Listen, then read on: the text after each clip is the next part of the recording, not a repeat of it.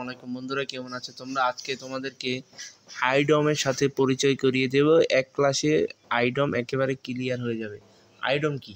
What is an idiom in Bengali? Idiom হলো কিছু বাগধারা বা বাক্যাংশ যেগুলোর অর্থ সরাসরি শব্দগুলো দেখে বোঝা যায় না এবং পুরো বাক্যাংশটি একটি আলাদা বিশেষ অর্থ থাকে। বাংলায় এক কথা আইডম মানে হলো প্রভাত। প্রভাতকে আইডম বলে। সহজভাবে বলা যায় আইডম এমন একটি বাক্যাংশ যার আসল অর্থ শব্দে বোঝা যায় না, মানে এটা আক্ষরিক অর্থের দিকে একটা সারফেস মিনিং থাকে, ডিপ সারফেস মিনিং থাকে, কিন্তু একসাথে ব্যবহার একটি নির্দিষ্ট অর্থ প্রকাশ করে। যেমন কিছু বিবরণ দিলে হয়তো তোমরা বুঝে যাবে। আইডম আইডম যেমন স্পিল দ্য বেঞ্চ, স্পিল অর্থ কিন্তু ছড়ানো, বেঞ্চ অর্থ কিন্তু সিম, কিন্তু এটার আক্ষরিক অর্থ এক, আর এটার আসল অর্থ হলো রিভেল এ সিক্রেট, অর্থ কোনো গোপনীয় কথা বলে দেওয়া।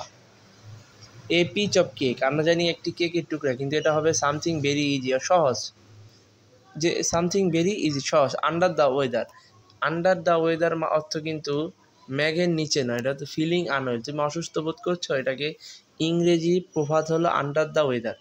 ব্রেক দ্য আইস, এখানে বলা হয়েছে বরফ ভাঙা, আসলে এটা বরফ ভাঙা না, এটা হলো স্টার্ট এ ফ্রেন্ডলি কনভারসন, অর্থ কি শুরু করা, কি বন্ধুত্ব, একটা কথোপকথন। ইন হট ওয়েটার, গরম পানি, হট ওয়াটার, হট ওয়াটার অর্থ কিন্তু গরম পানি, কিন্তু এটা একটা আইডম, সেহেতু এটার অর্থ হলো ইন ট্রাবল, বিপদে থাকে। হিট দ্য শেক, এটা অর্থ go to sleep.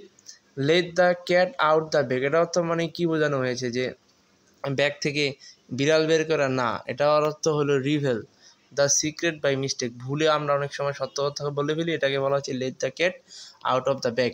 Bit off more than you can chew, মানে তোমার যোগ্যতার থেকে যখন তুমি বেশি কোনো জিনিস করে ফেলো বা যোগ্যতার থেকে বেশি কোনো কাজ করাকেই বলা হয় bite off more than you can chew, মানে কি তুমি যেটা চাবাতে পারো তার থেকে বেশি করা।